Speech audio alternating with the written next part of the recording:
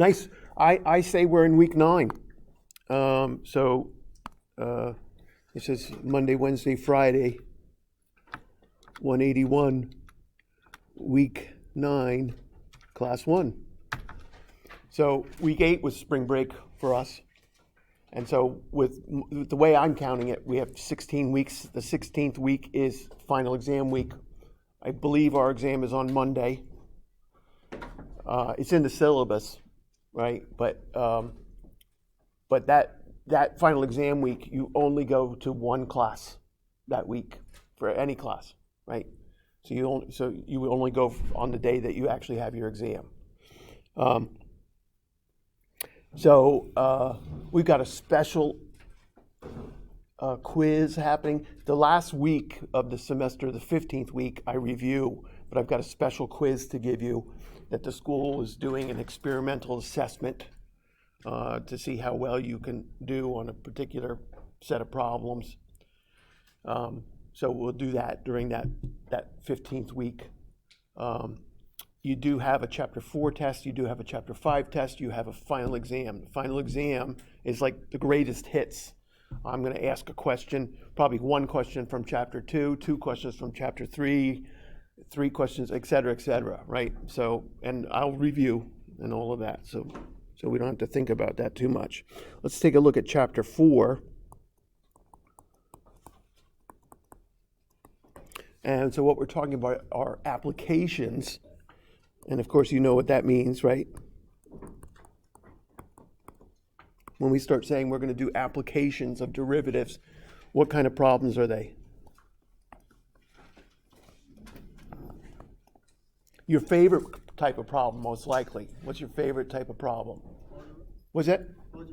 No. Oh, yeah, okay, you're telling me the truth. That's really your favorite. I'm talking about the other favorite, the one that's really not your favorite. Word problems. A whole chapter of pain. Get ready for it. Be psyched for it, right? So I do that in a little bit of a different order. I do 4.2. These are absolute min and max problems. Then I do 4.3 in 2 parts. First derivative test.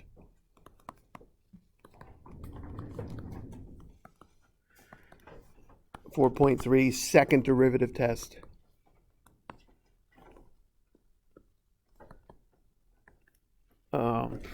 Then I do 4.6, which is optimization.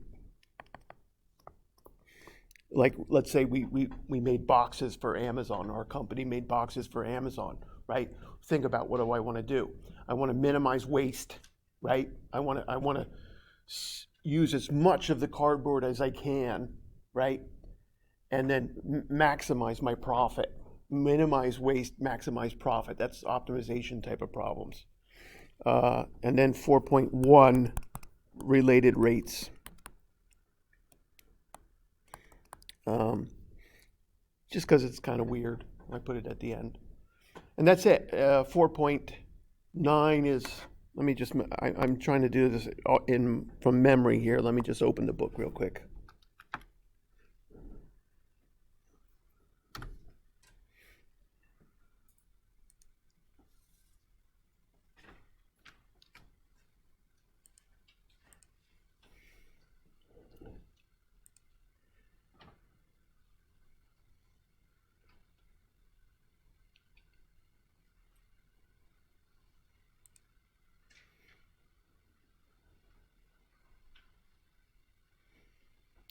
So applications of derivatives, and so related rates, min, max, yes. First derivative test, second derivative test. Notice we did L'Hopital's rule already, right? There's my optimization problems. Newton's method is our project, right? So that's 4.7. I will talk about the project probably today. And 4.8, I just kind of I moved that into Chapter 5, which is anti-derivatives, undoing derivatives, right? You gotta be able to drive forward and backward, right? So we've been taking all this time to learn derivatives, and then we start working the other way, taking a derivative and undoing it, right? What function did you start with, kind of thing. So chapter 4 is pretty quick. I can't imagine it being more than 2 weeks, maybe 2 weeks and a day, right? And then we'll have our usual little lag time to get ready for the test. And then chapter 5 is the tough section. And again, you need chapter 3 and chapter 5 for Calc 2, right? I do believe the summer schedule is out today. Is that true? Let me see. Which is kind of cool.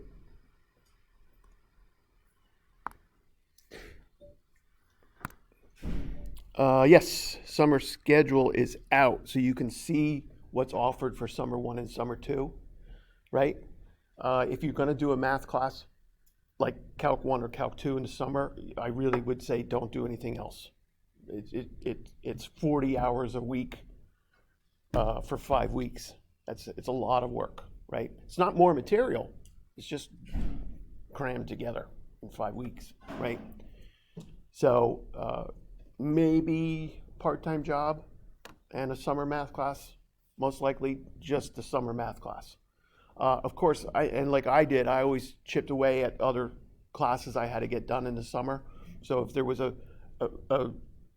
maybe I had to do a writing class, a history class, right? I could do that, and I usually would do an easier math class. I did take differential equations in the summer. But I don't remember it. So the easy one is Calc 3. That's the easiest one. But, you're in a weird spot. So Calc 2 is not the easiest thing in the summer. I'm not saying you can't do it. I'm just saying make sure you're dedicated if that's what you're going to do. Summer 1 for Calc 2, I do believe I am teaching it, but it doesn't mean you have to take it with me.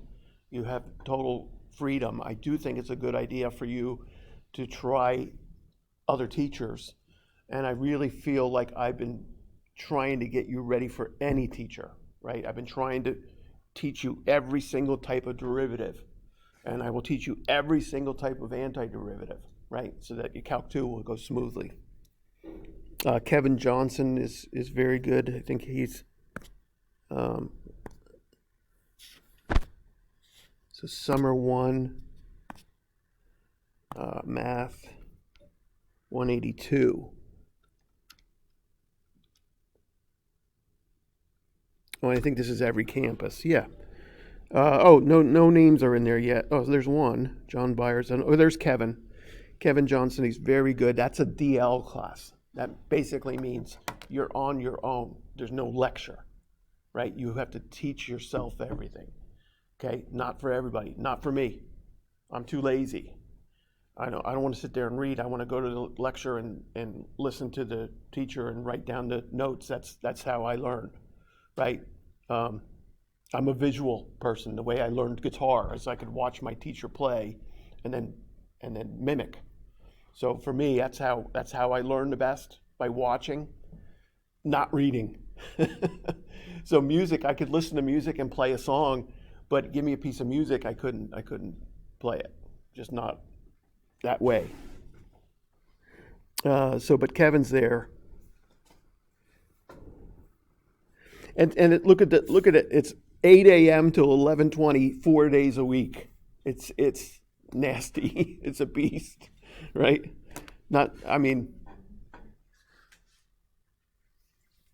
I should be selling it, right? Because if my class doesn't have at least 7 students, they won't run it. So, but I want you to be prepared. All right, here we go. Let's talk about 4.2. How we doing? We okay?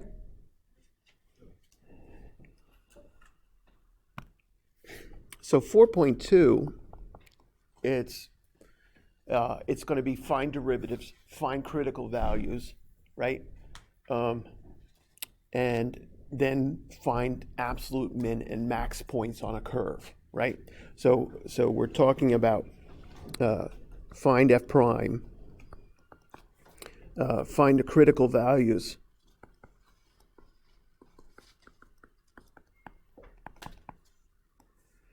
Right, of f prime. That's our first little piece. So this is nothing new for us, right? But we do know. So for example, if I gave you f of x as square root of x, right? And then we've got this derivative memorized, right? This is 1 over 2 square roots of x. You can see I have a critical value there of 0. Do you see that? So when I'm finding critical values, I'm saying, hey, when does the derivative equal 0? Or when is the derivative undefined? Those are my two things. That comes down to when is the numerator of the derivative equal to 0? When is the denominator of the derivative equal to 0, right? So you see how I went from, hey, find me critical values, to say, hey, find when the numerator is 0, find when the denominator is 0, right? As simple as I can say it to you, right? And so what's interesting thing here, right? So we know f prime of 0 does not exist, right? That's what I'm looking for. And looking out on the original curve, square root of x, you can see if I'm skiing on this hill, right? And I'm skiing the wrong way right now. Well, I should always be reading left to right, but what happens when I hit 0, I have to do a face plant, right? Face right into the snow, skis sticking straight up in the air, right? And so whenever I have a critical value in the denominator, it could mean I have a vertical tangent line. It doesn't always mean I have one, okay? So, and then of course, like y equals e to the negative x squared.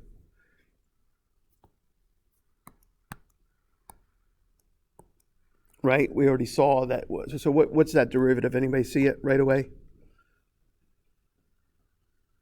Negative 2x e to the minus x squared, right? Is that okay with everybody?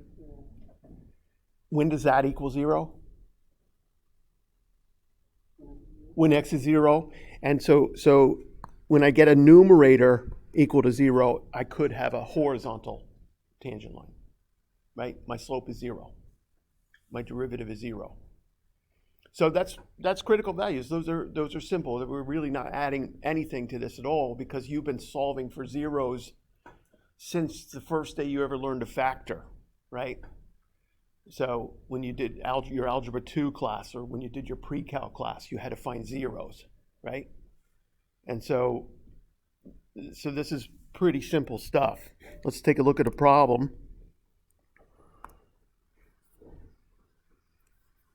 And which is nice, by the way, because it's nice to start off a brand new section with problems that are pretty simple.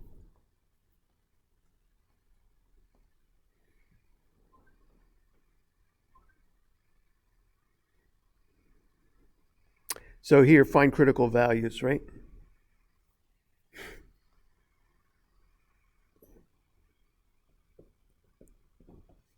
What are they asking me to find a derivative? Yes, I guess so. So let's do 33, right? So x minus 1, so this is 4.2, number 33. F of x is x minus 1 over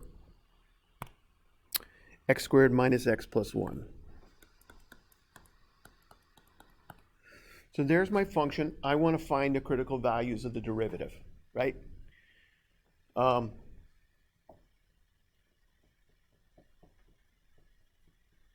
So I'll race you. Ready? On your mark and set, go. Let's find our derivative. First, top upstairs function is x minus 1. Downstairs function is x squared minus x plus 1. And I want the downstairs squared.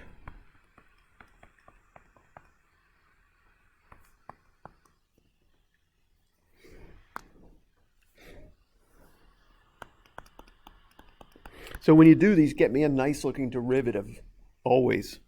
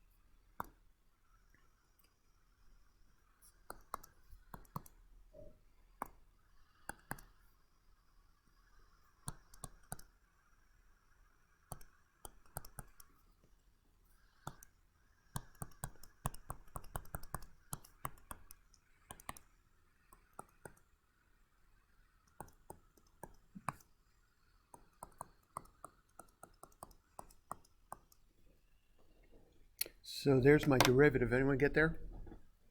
Beautiful. And so we're asking for criticals, right? So we're asking for what numbers here? What do you see for my criticals? So f prime of x equals 0 is meaning the numerator equals 0, right? So x times 2 minus x equals 0.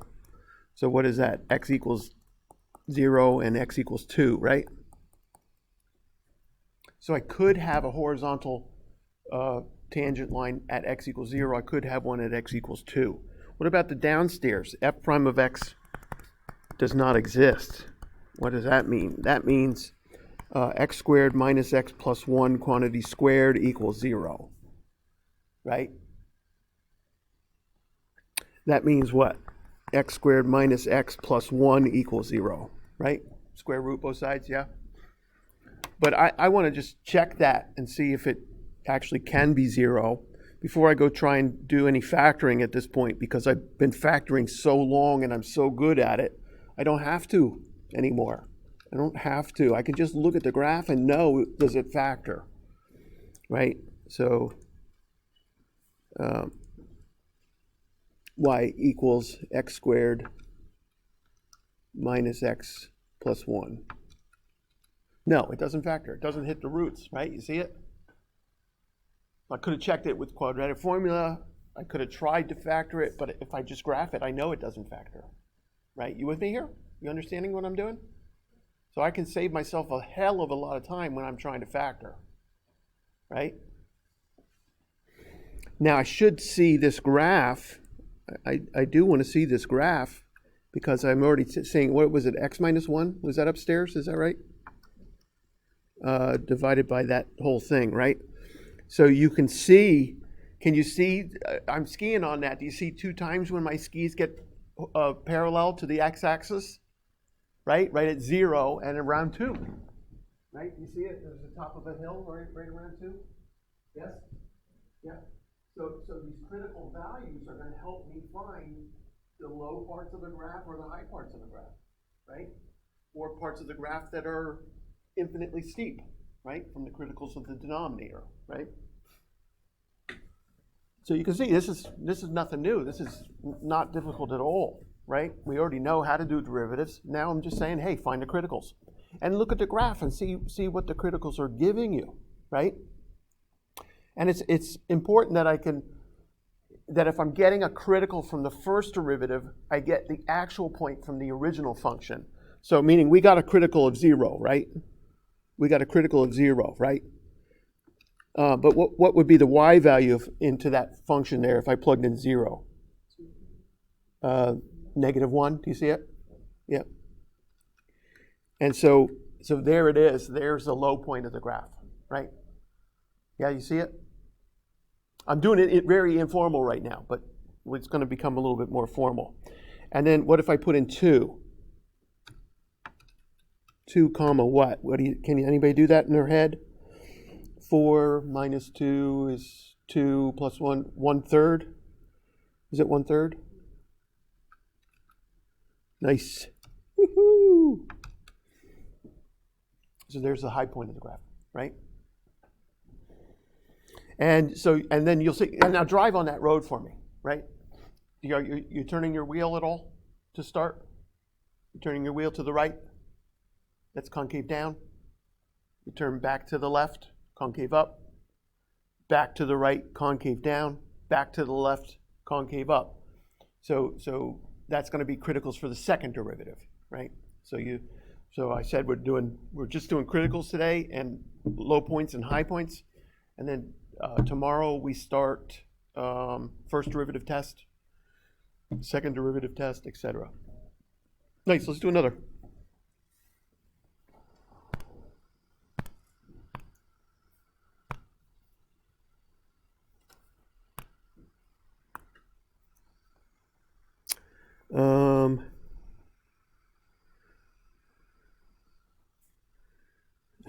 We all love the trigs, right? Let's do 39. Trig is never going away. I hate to tell you, never going away. especially you're going to be an engineer, you need all of that stuff.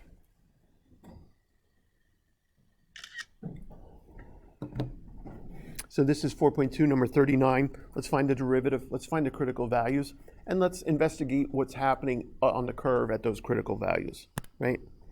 So 4.2, number 39.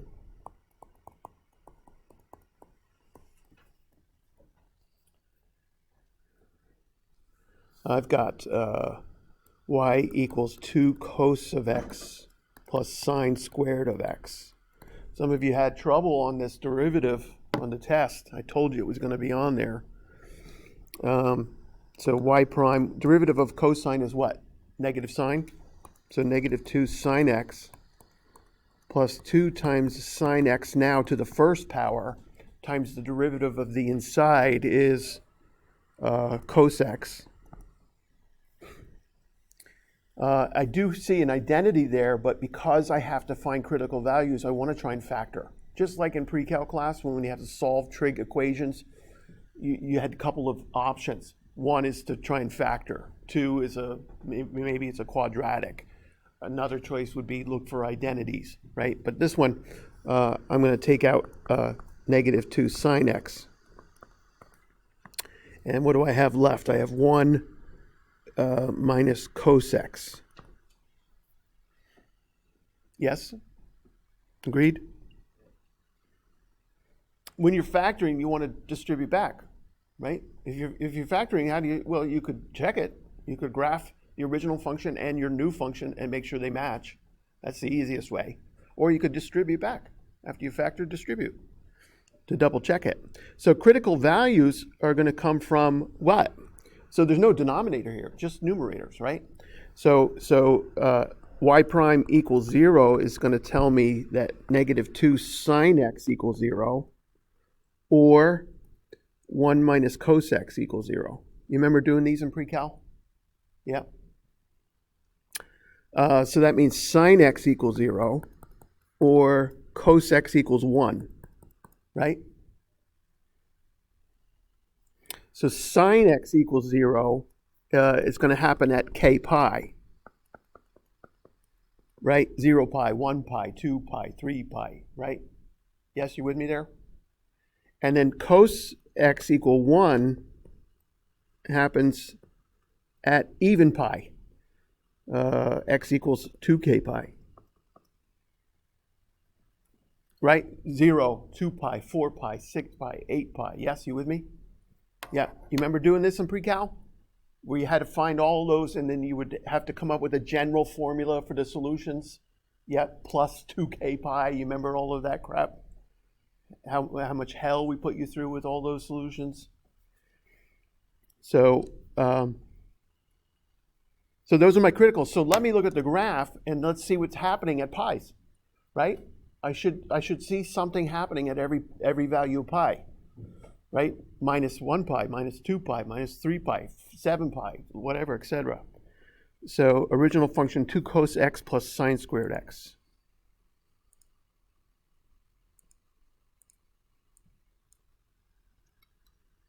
Two cos x plus sine squared x.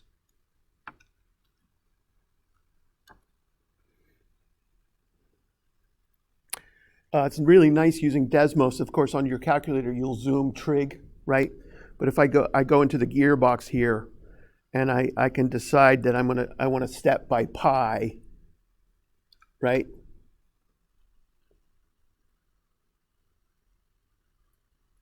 I think I can just hit enter, or I'm done. Oh yeah, that's it.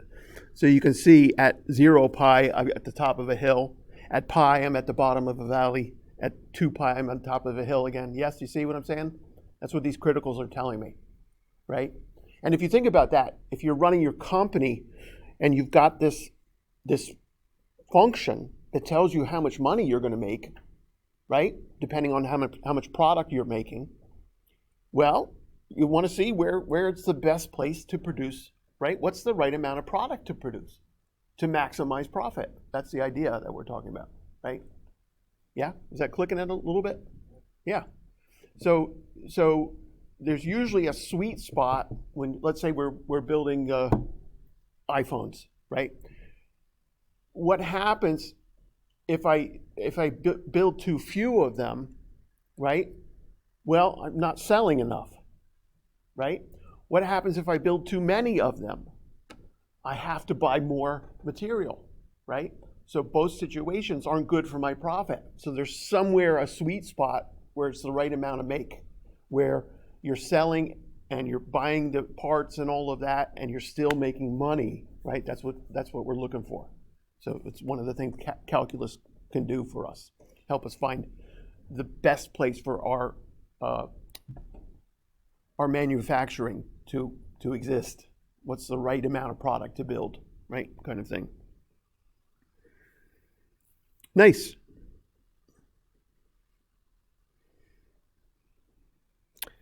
Sweet. So here we go. Here's our next type of problem. So that's our first type of problem. Find a derivative, find the criticals. Take a look at the graph. I'm going to say to you, look at every single graph in this section in chapter 4. Graph everything, right? It's funny because I didn't say, hey, graph this on your test, but if you did graph it and saw it was wrong, then you would know you have to fix something, right? So you're going to really use the graph to tell you if you're right or wrong in this section, okay? All right, here is our next type of problem. So our first type of problem was find the derivative, find the criticals, right? Easy. Second type of problem, we need to add one particular piece about the function. So 4.2, abs, min and max. So the absolute lowest point of a function, the absolute highest point of a function, right? That's what we're talking about here. If f is continuous,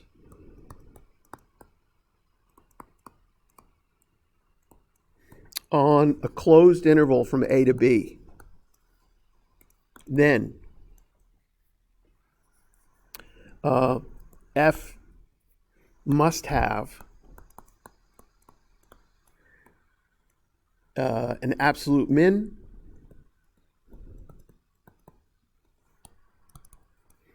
and max.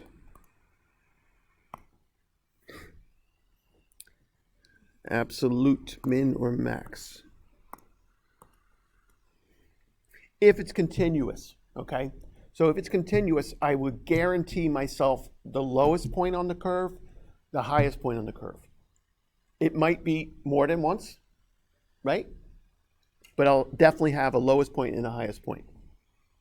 So screaming at you that you want to look at the graph, because you can have the answer without doing any calculus at all. And we know it's this simple. We know this subject is that easy.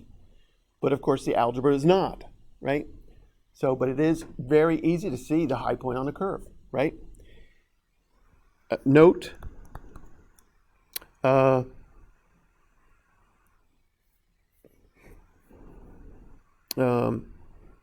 of A, f of B, and f of C, where f prime of C equals 0 or does not exist, are the only candidates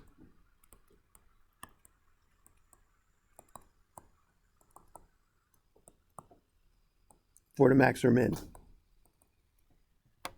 So what am I saying? I'm going to find my max or min, and this is, you're writing this down. I'm not writing it because I'm lazy.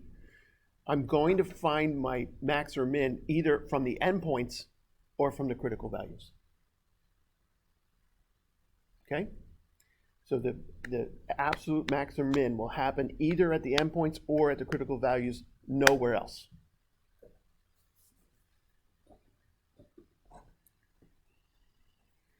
So this is definitely one on my formula sheet where I'm writing out all of this, right? I'm writing out step by step, et cetera, et cetera. So I'm about to do the step by step here, okay? So here's my step by step for this type of problem.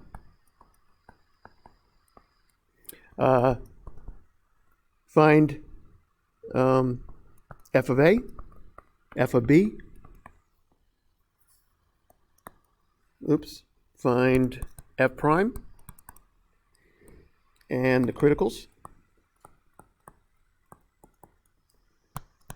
Find f of c. Decide which is the biggest number, which is the smallest. Decide and conclude the max min.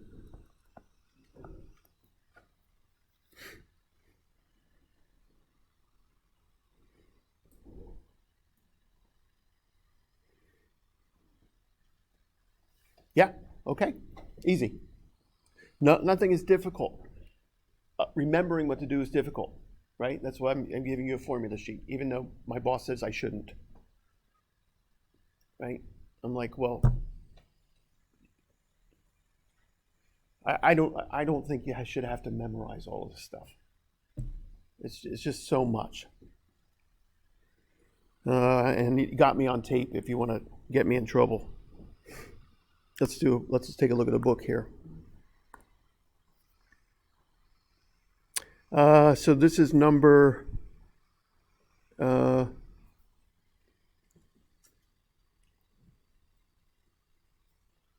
like 51.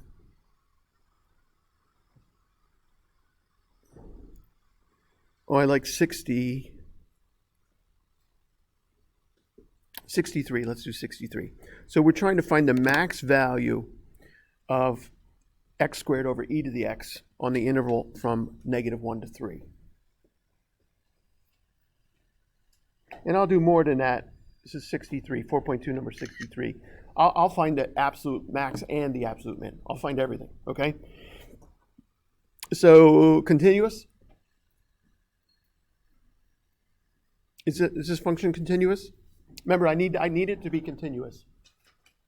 And I'm not one of those teachers with the, twisting my mustache about to tie someone to the railroad tracks. I'm not a teacher that's going to go, hey, here's the problem, find the min-max, when you can't, right? I'm gonna give you something that you can find it. So let's take a look at this graph, x squared over e to the x.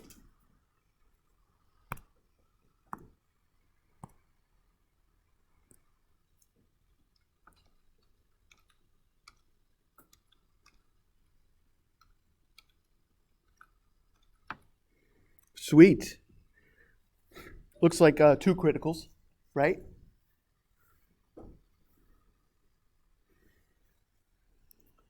And I don't want to be trigged. I don't want to be trigged here.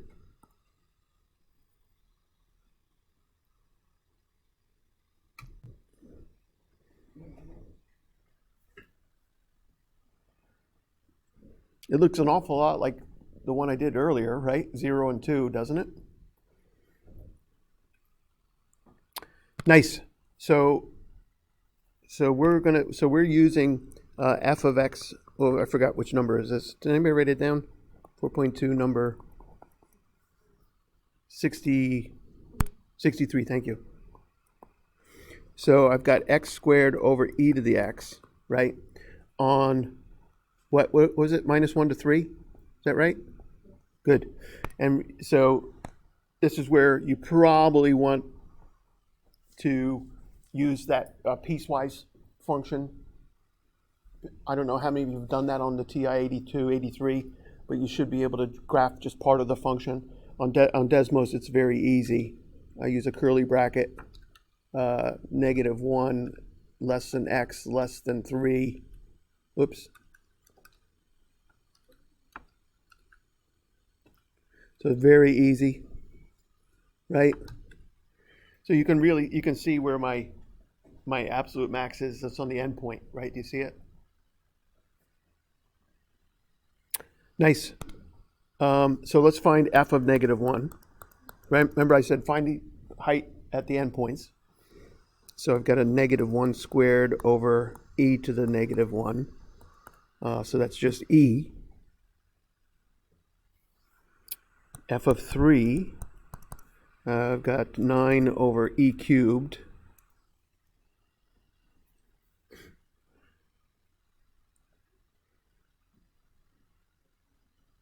so far E is bigger, right? E is about 2.7, and 9 over 2.7 cubed is less than 1 for sure. You could get me decimals, but I don't need to see the decimal. You can get decimals for your own sanity, but I don't need to see the decimals. I want exact answers. But I know this is my possible max. In fact, from the graph, I know it's my max, don't I? Right? And in fact, I'll plot that point now, -1, comma E. There's my max, right? I know the other endpoint, which is 3 comma 9 over E cubed. There's my other endpoint. It's fun. Make it fun. If it's not fun, make it fun. Right? I mean, that's the game. I guess we got to do that with everything in life. Driving is sometimes pure misery because of the traffic. So what do? You put on some great music or open the window and stick your head out like a mad person, whatever. Make it fun. You don't have a choice, right? So, nice. So next step, let's find our derivative, right? Yes? So first step, find f of a. Second step, find f of b. Third step, find the derivative. On your mark, get set, go.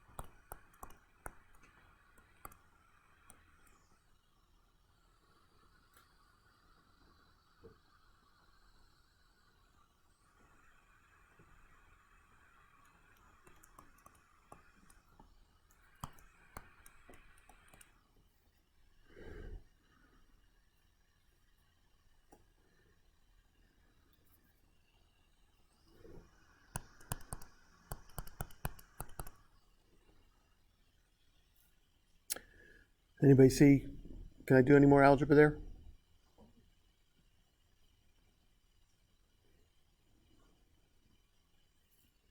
I can do a little more algebra, right? Yeah, I'm multiplying, or I'm dividing like bases, yes? And when I'm dividing like bases, what do I do with exponents? Subtract. So I really want, final answer is x times 2 minus x over e to the x, right? You with me there? Agreed?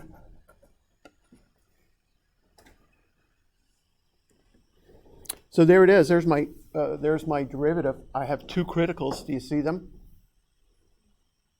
X is 0 and x is 2. Notice that, so x equals 0. Notice that belongs to -1 to 3. And x equals 2 also belongs to -1 to 3. I need them, those criticals, I only care about them if they're in that piece of the domain, right? Because I want the absolute max from -1 to 3, right? Is that making sense? I want the absolute max from -1 to 3. I don't care about criticals outside of that range. And I don't care about the endpoints anymore because I know the heights of the endpoints. Is that making sense? Sometimes you'll get a critical that is an endpoint, but you don't care. You already know the height of the endpoints, right? We're just trying to find the highest point on the curve, the lowest point on the curve.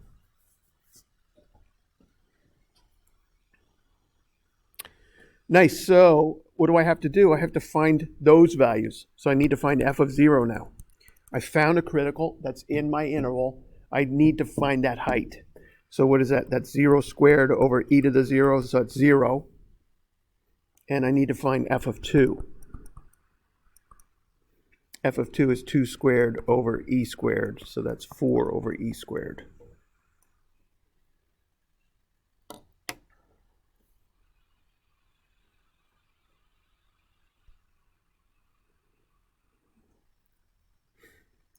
So I found 0, 0, right? Yes? And I found 2, comma, 4, 4 over e squared, right? 4 divided by e squared.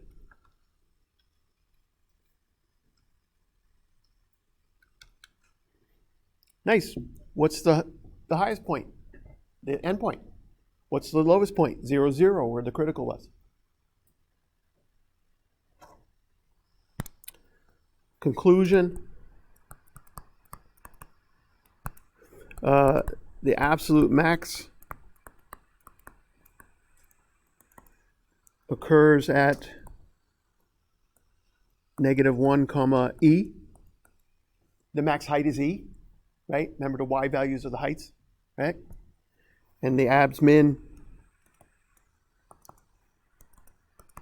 at 0, 0. So the lowest height is 0, right? So you'll see the book will sometimes only give the y value or sometimes give the point. Be confident enough to do both. Nice. Let's look at a special feature of our calculators. So you have your calculator. Let's open that baby up.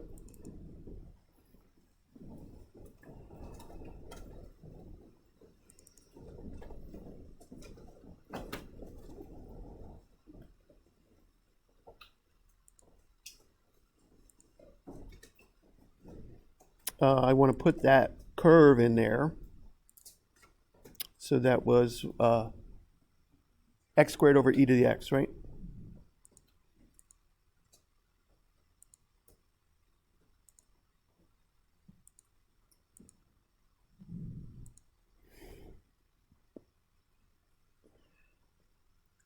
I can do zoom standard, zoom 6.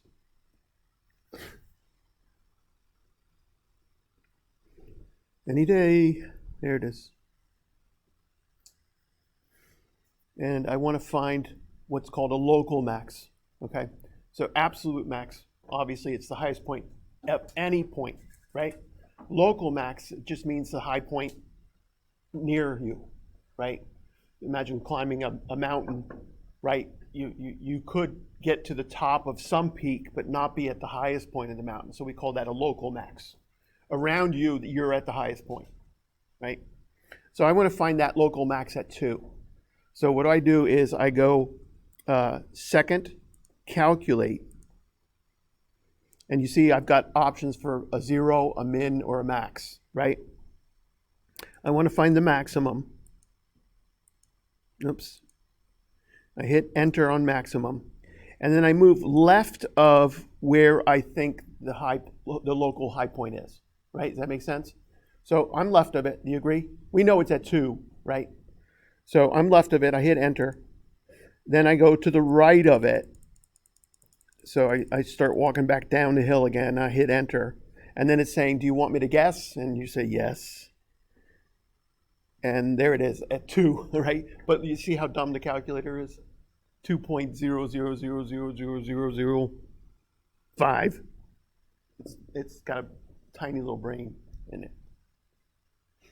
So we can double check our high points and low points on the calculator very easily. Nice. Okay.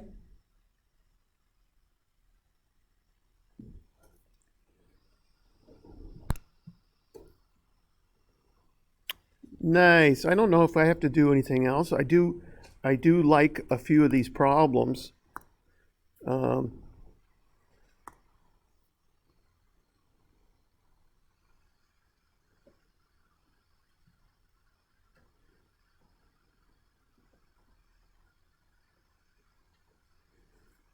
You know, I like up to number 67 kind of thing.